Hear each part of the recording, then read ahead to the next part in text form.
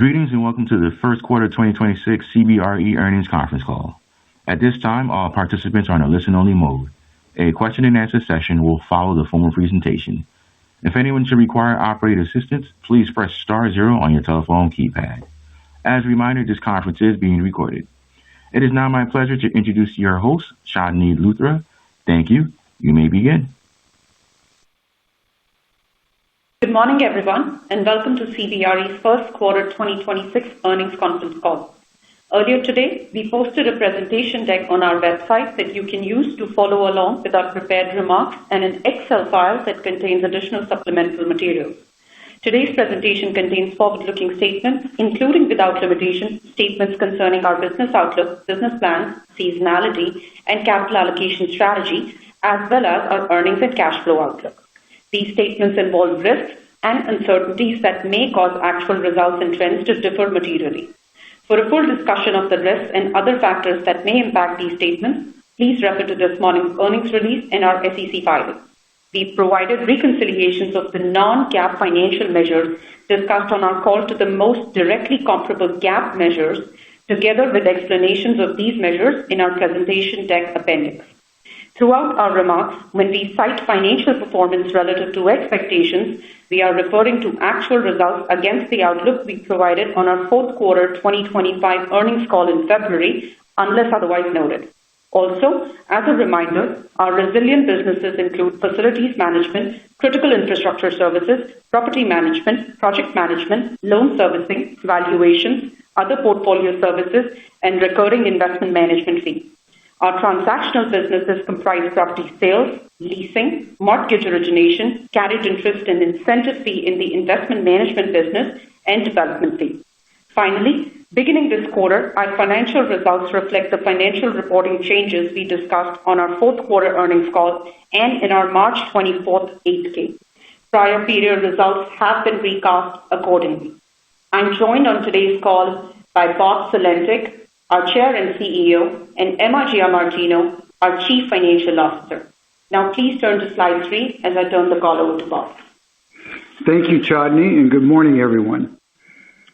CBRE continued to generate strong financial results while making important strategic gains during the first quarter of 2026. Together, our 3 services segments, advisory, building operations and experience, and project management, grew revenue by 20% and operating profit by nearly 30%. Additionally, profits from our data center land development program were delivered earlier in the year than anticipated. Our resilient businesses grew revenue by 18%. This reflects our strategy to grow businesses that are resistant to real estate cycles or benefit from secular tailwinds, which support strong through-cycle growth. Simultaneously, our transactional businesses achieved their highest growth rate of the current cycle at 22%, reflecting our strategy to maintain and extend our market leadership position in sales, leasing, financing, and real estate development. These businesses generate excellent margins and cash flow while providing data and market insights that help us across CBRE. Our work related to infrastructure assets has become a source of significant profits and growth spanning all 4 business segments.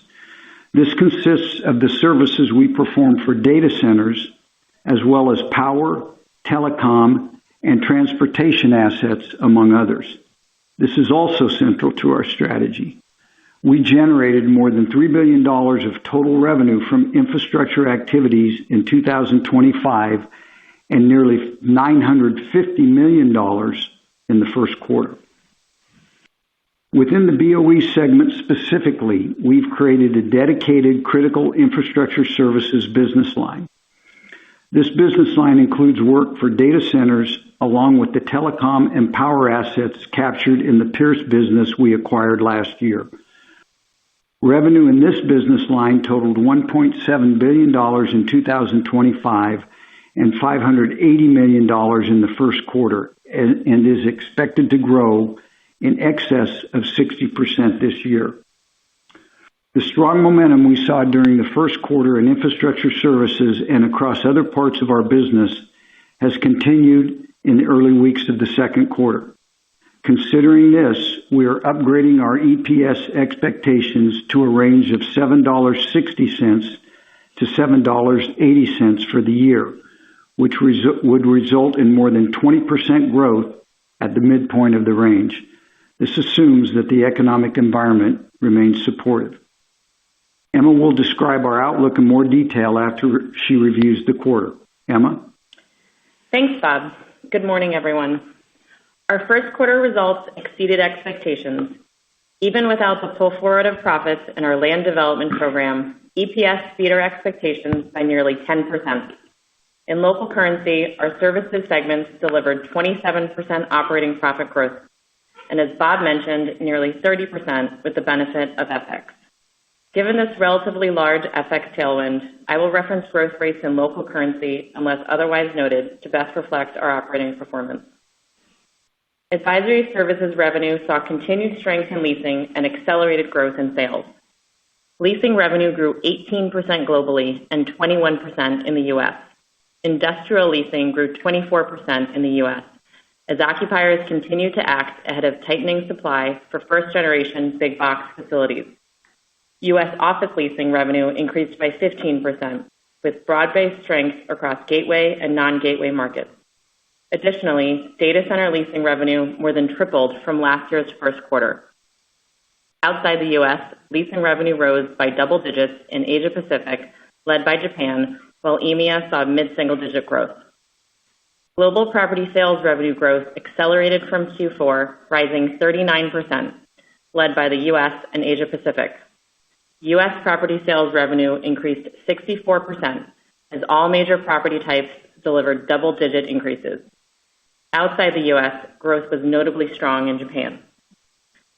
Mortgage origination revenue increased 53%, fueled by strong volumes from debt funds and the GSEs. Our loan servicing portfolio grew 5% to more than $460 billion. Advisory SOP grew 35%, delivering strong operating leverage. Turning to the building operations and experience segment, revenue grew 16%. In addition to significant growth in our new critical infrastructure services line of business, which Bob described earlier, our local facilities management business continued to increase revenue at a mid-teens rate. In the Americas, revenue was up almost 30% as this region had one of its best starts to a year.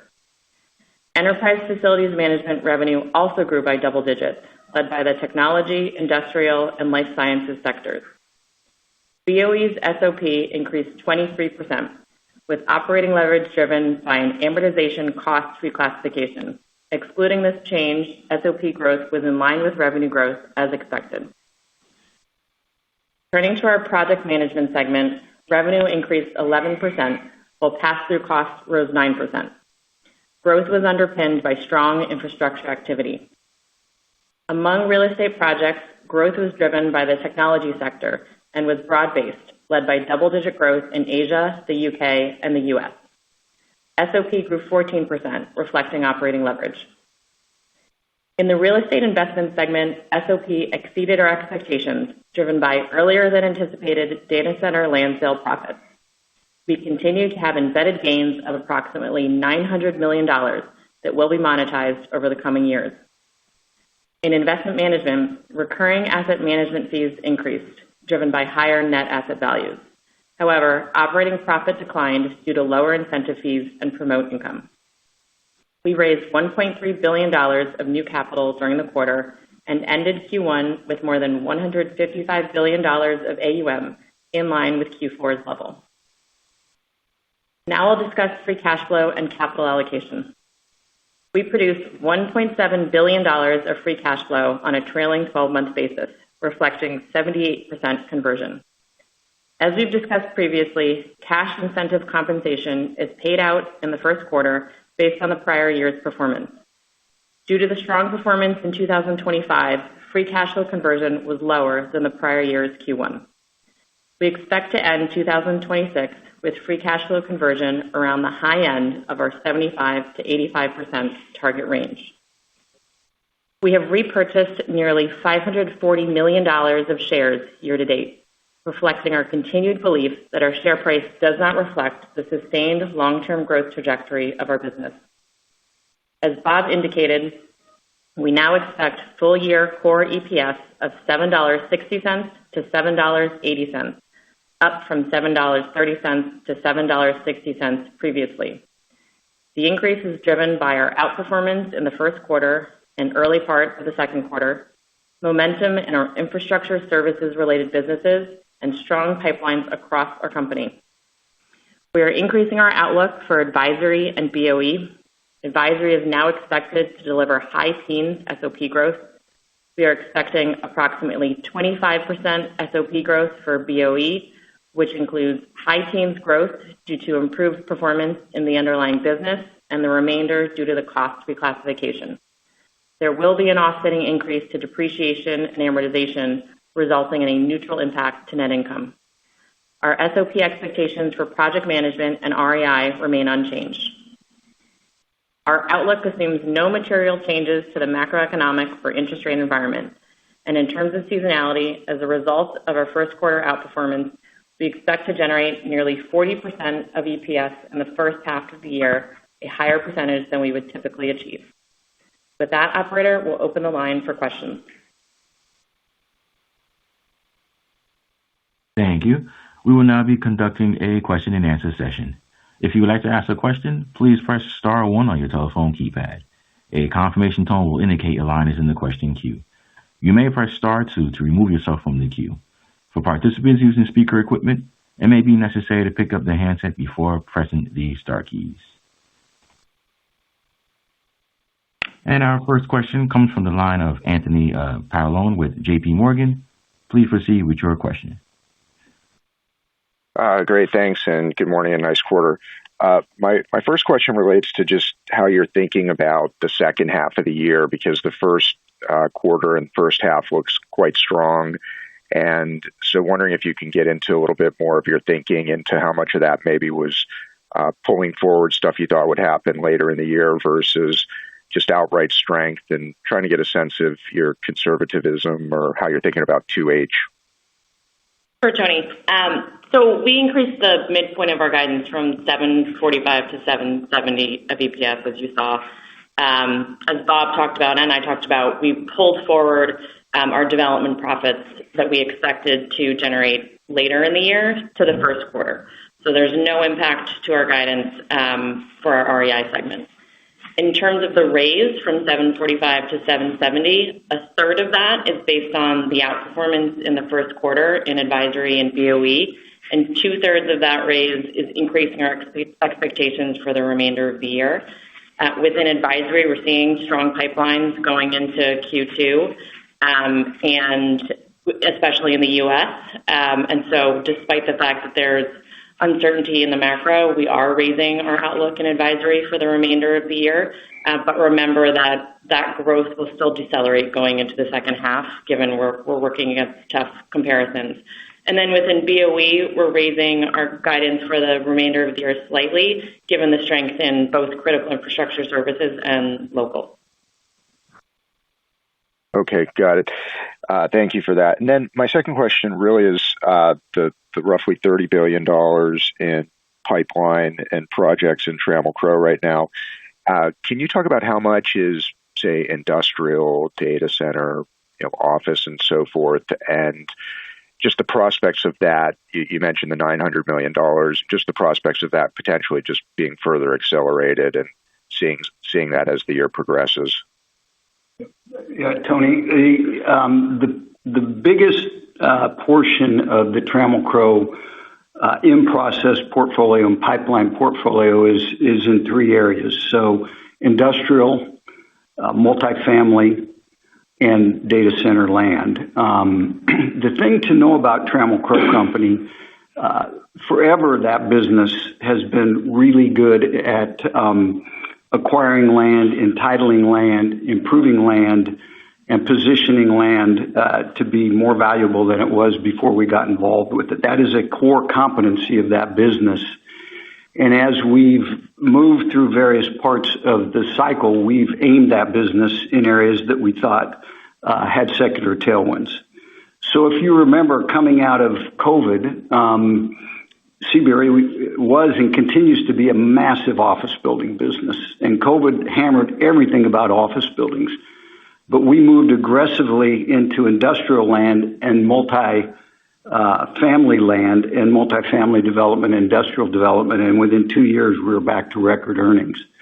What you're seeing now is a considerable amount of investment in multifamily and industrial because we believe there's a dearth of new development that will be coming on over the next few years, and we're well positioned to do that. We've talked a lot about that.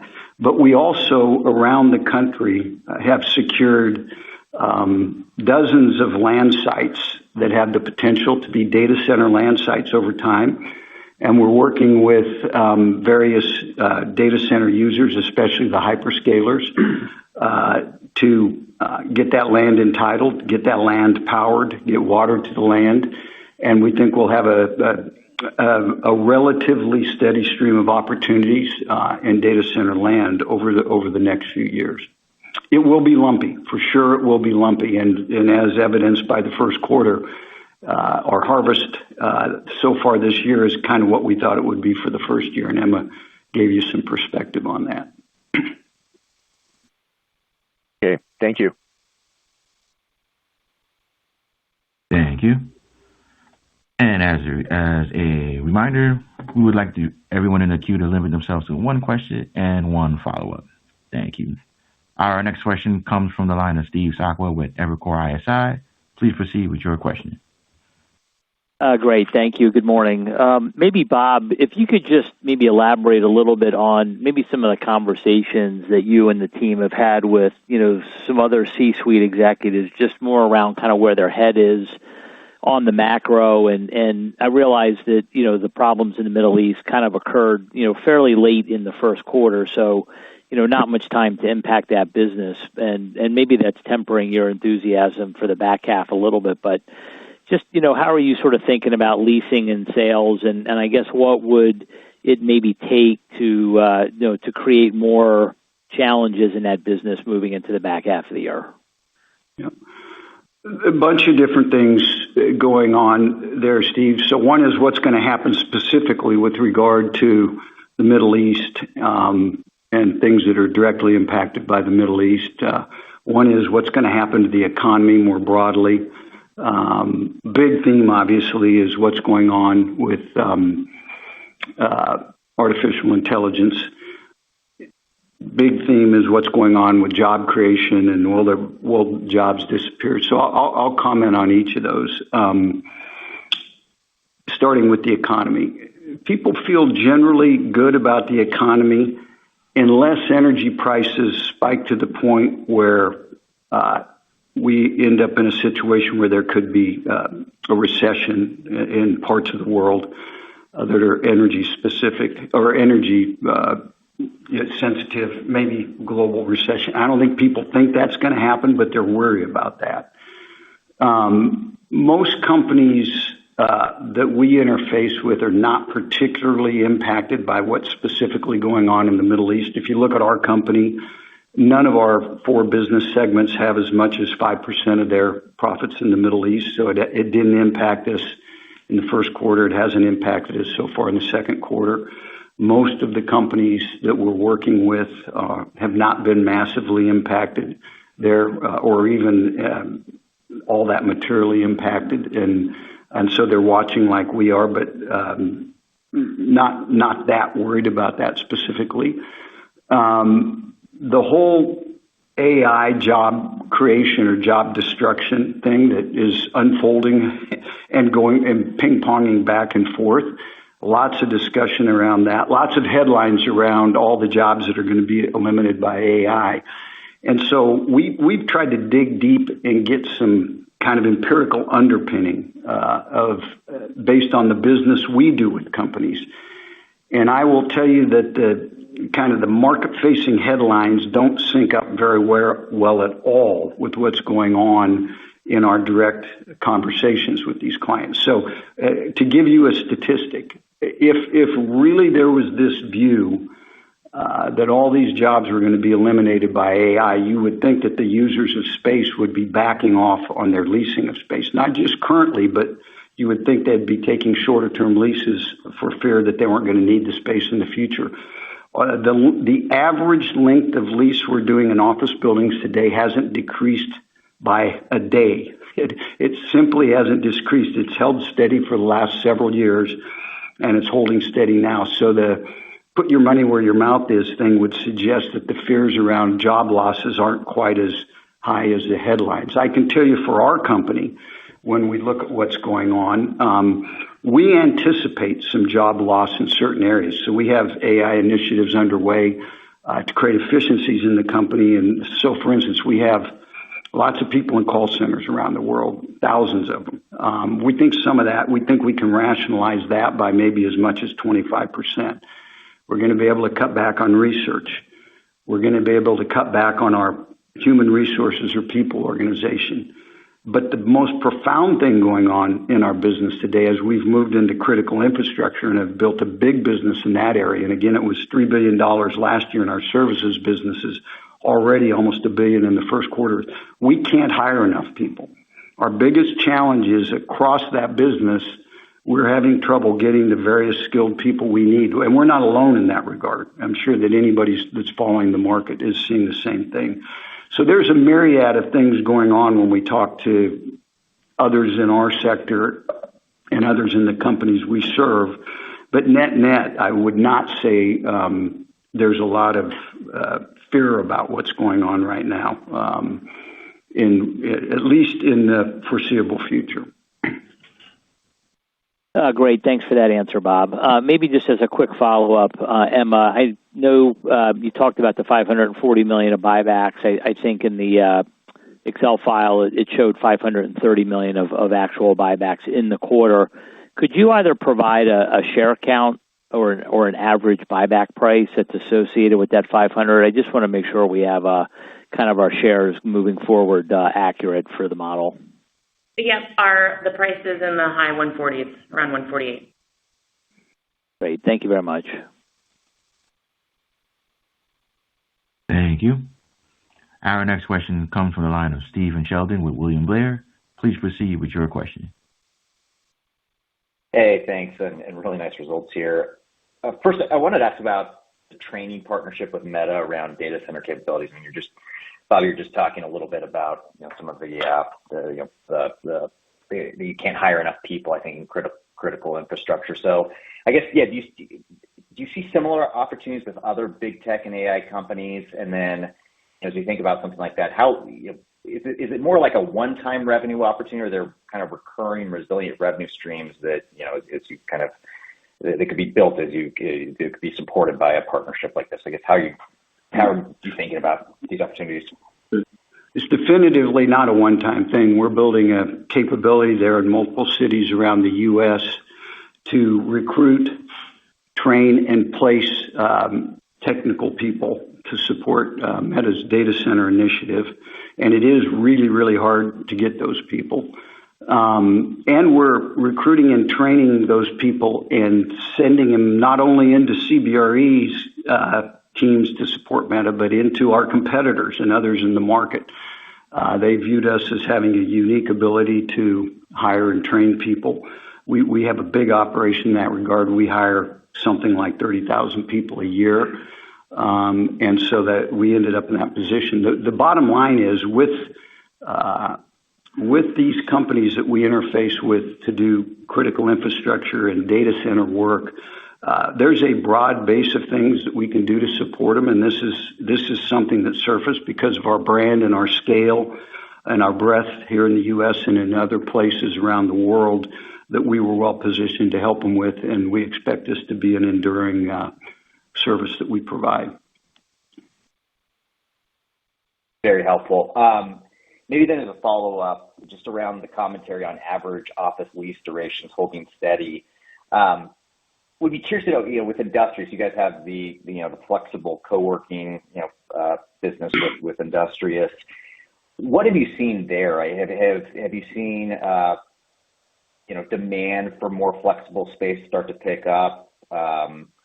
Is that something that could structurally, if let's say average lease durations start to pull back, would you even potentially see an uptick in demand for solutions like Industrious that give companies more flexibility? I guess how are you thinking about that? Yes, the number of Industrious units that we're adding is exceeding our expectation and underwriting when we bought the business. We're quite pleased with the pace at which we're adding those units, and we expect it to continue this year and into the foreseeable future. And the thing about that business is that I think anybody that's been following us knows we bought that business because we thought it was a premium offering that would be interesting to corporates in addition to small and medium-sized businesses. And we're seeing that play out. Just like we're seeing strength in every other part of the office market. We're also seeing that Industrious's capability as a experienced company is becoming an increasing opportunity for us with our corporate clients on the facilities management side of things. So, yeah, we're seeing good momentum there, and we're quite excited about it. Very helpful. Thank you. Thank you. Our next question comes from the line of Julian Blouin with Goldman Sachs. Please proceed with your question. Thank you for taking my question, and congrats on the quarter. Clearly a very strong first quarter for both investment sales and leasing. I guess just curious, I know you say the pipelines continue to look very strong. One of your peers last week was commenting on the fact that they are seeing sort of client decision-making slowing down given the lack of visibility. And when you have this sort of instability, long-term investments just becomes slightly harder to make.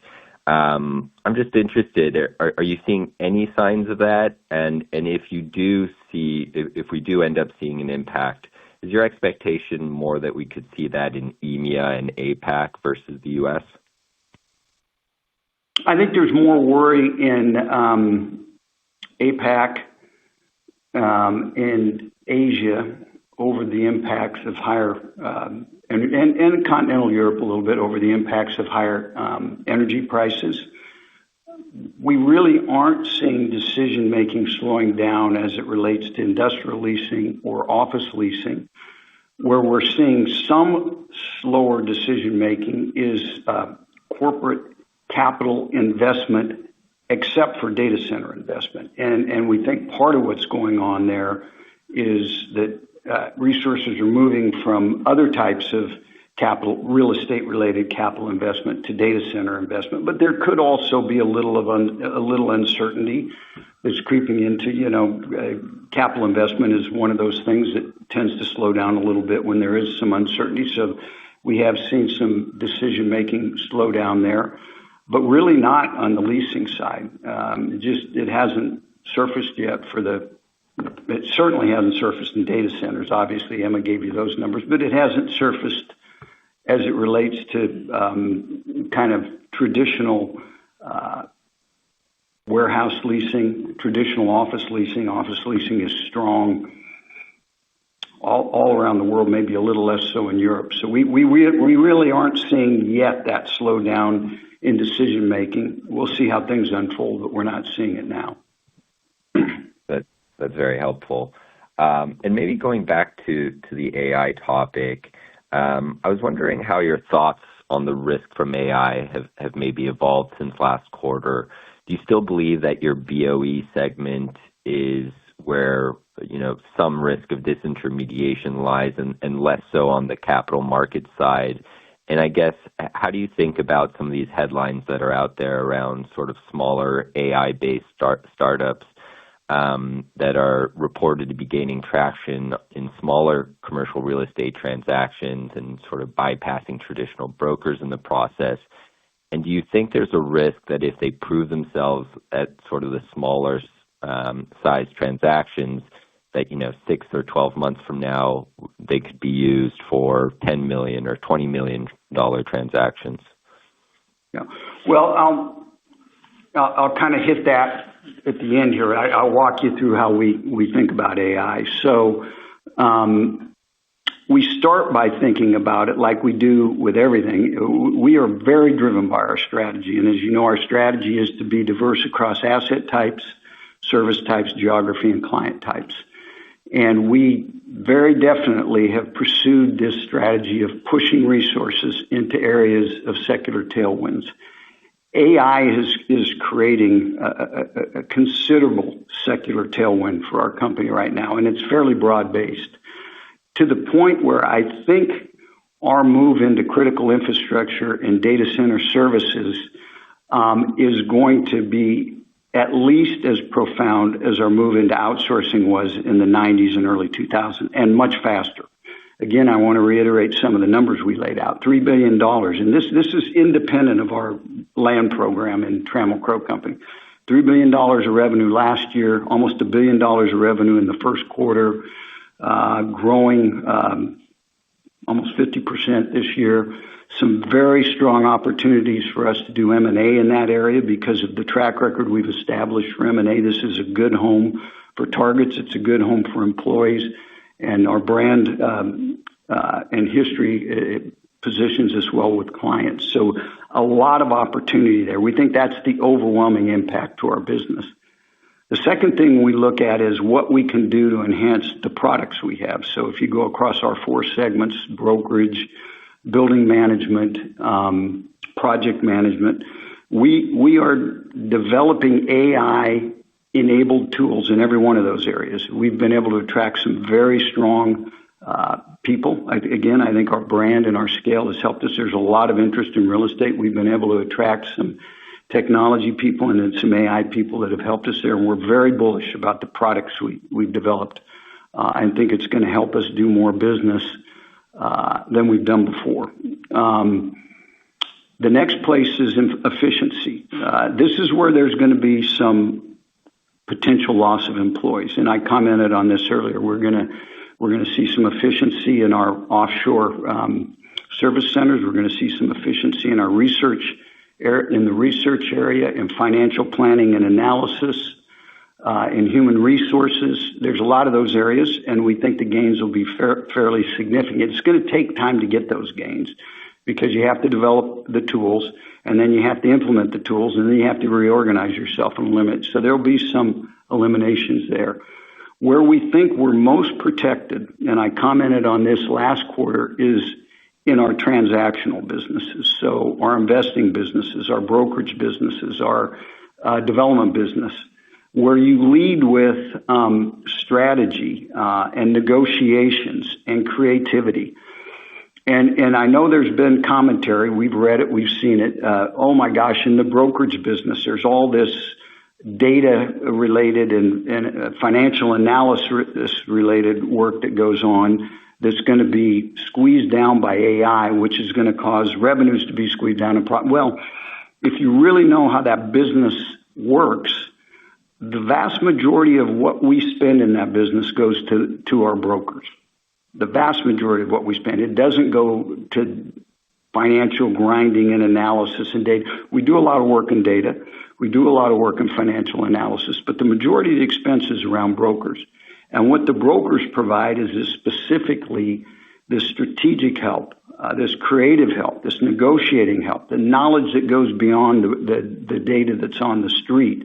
And that's why over the years when I've been asked, as you guys get bigger and stronger, are you going to use that leverage to squeeze down your brokers? The answer has always been no. The real value in that business comes from that creative, strategic thinking. It's true in our investing businesses. It's true in Trammell Crow Company. That land development business is not going to be disintermediated by AI. It's going to be enabled by AI.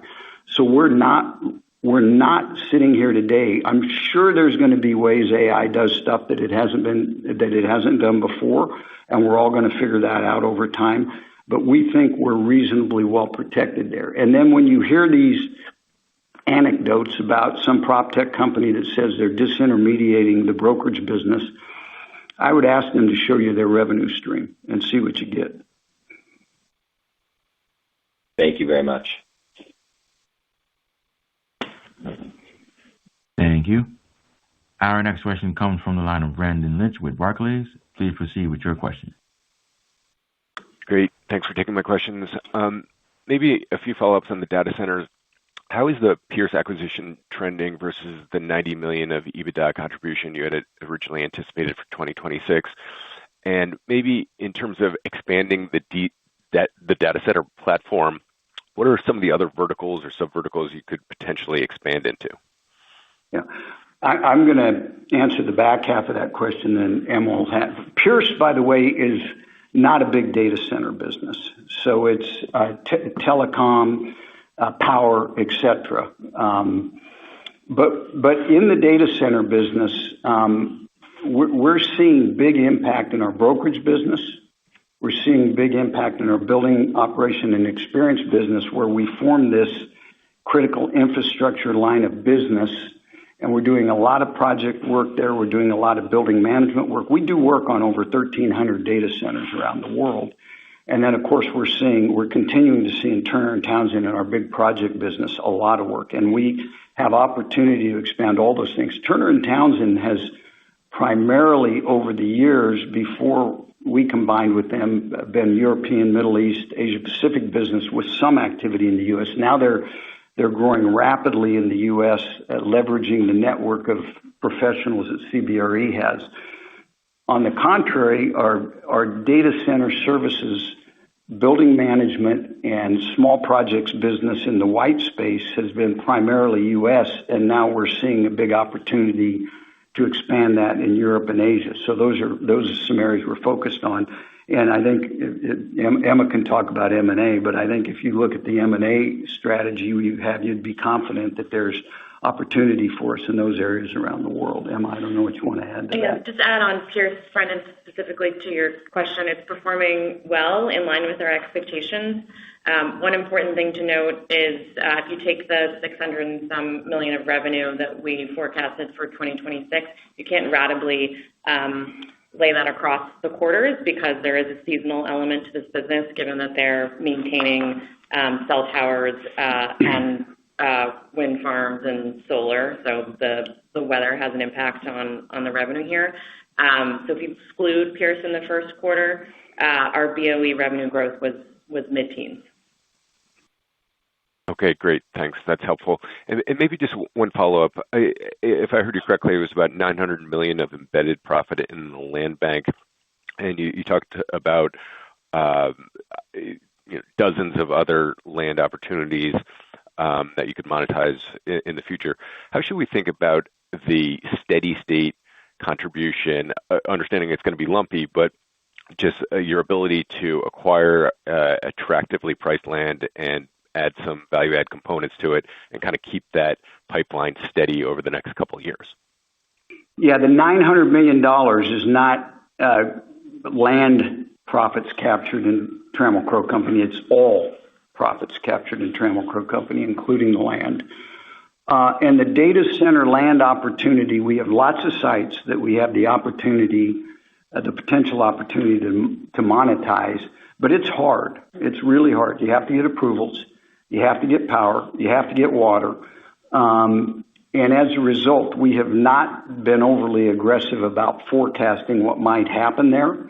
We're very excited about the potential. We like the portfolio of sites that we have control over. We have very little capital of our own invested in those, by the way. We really like the ability we have to work with hyperscalers and other data center clients to help them get land positions.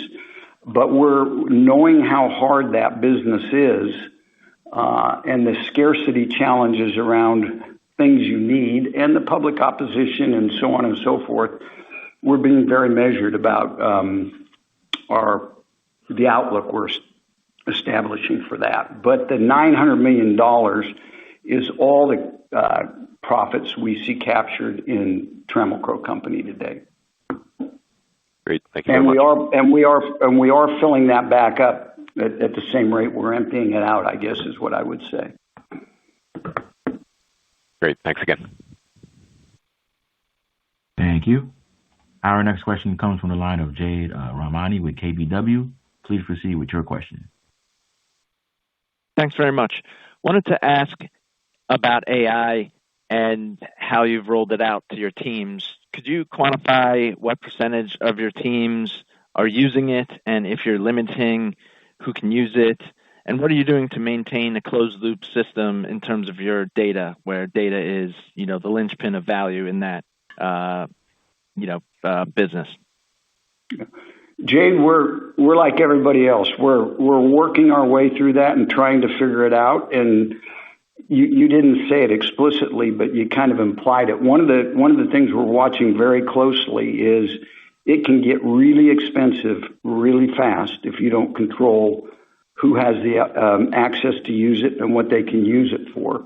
And our Chief Operating Officer, Vikram Kohli, who's also over our cost control program and specifically has reporting up to him the technology part of our business right now, is watching very closely how we're using AI and where we're using it, how we're using it to improve our products, and where we're using it randomly around the system. And as you can imagine, there's a lot of that. And I will just say broadly that we are controlling it, controlling who has access to it, controlling what we use it for.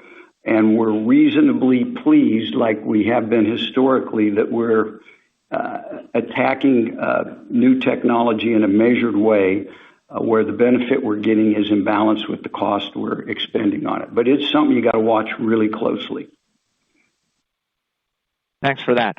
Just switching to transactions, just wondering if you can give any comment as to whether the pipeline has slowed at all, driven by the increase in rates and also modest widening in CRE borrowing spreads that we've seen.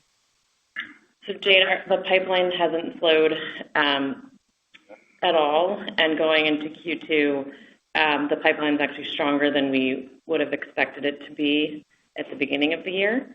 I think what's important to note about rates that we get asked about a lot is as long as the 10-year has been around in the 4 to 4.5% range, we've seen sales activity and loan origination activity continue to grow and accelerate. So as long as there isn't a significant spike above that, we don't expect to see any slowing. Thanks very much. Thank you. Our next question comes from the line of Seth Bergey with Citi. Please proceed with your question. Hey, thanks for taking my question. I guess just wanting to go back a little bit to capital allocation. You did kind of the buybacks in the quarter.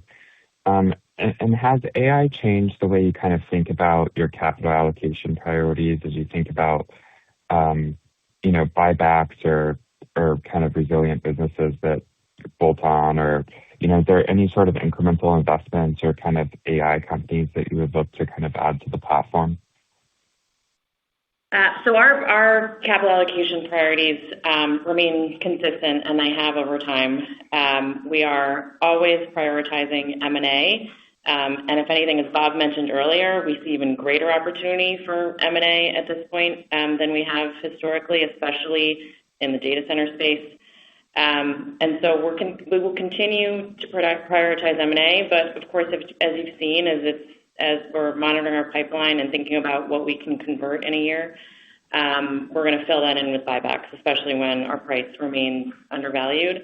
In terms of investing in AI, as Bob said, it's similar to how we invest in technology. We're constantly organically investing through our CapEx in technology and now AI to support our business, and that will remain unchanged. I don't expect us to be investing in specifically AI companies, like we didn't make large investments in technology companies historically. Thanks. And then I guess you've talked a bit about, rationalizing headcount where it makes sense and using AI to kind of increase productivity. It might be a little early, but do you have a sense of how that can kind of change, the margin profiles of certain segments kind of over time?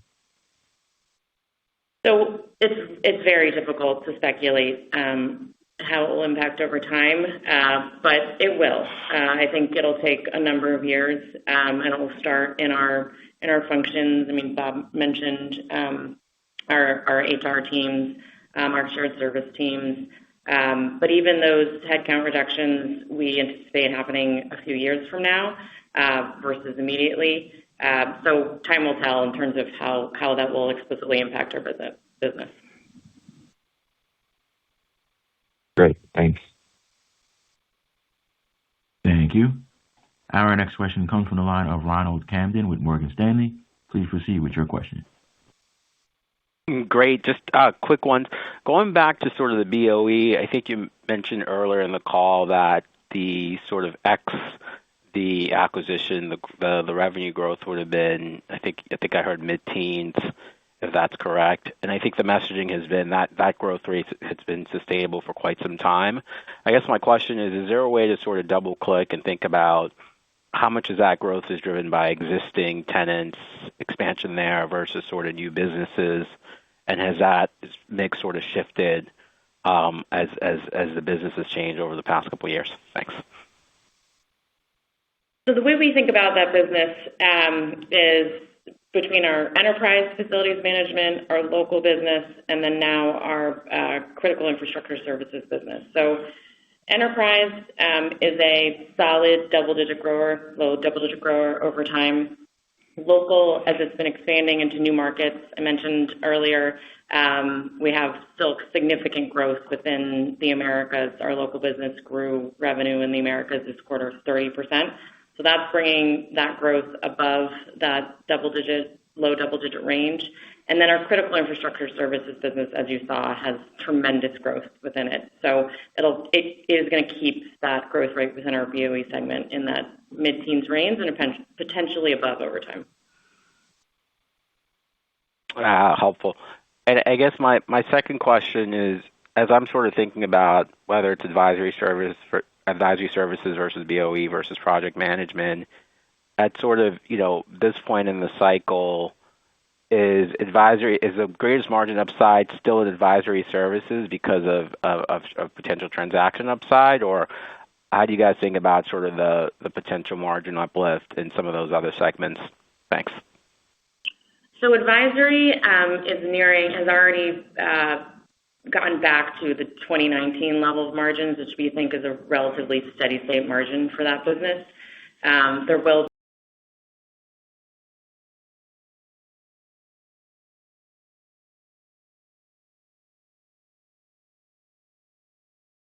are steadier and more incremental over time, but we see opportunity for those to increase.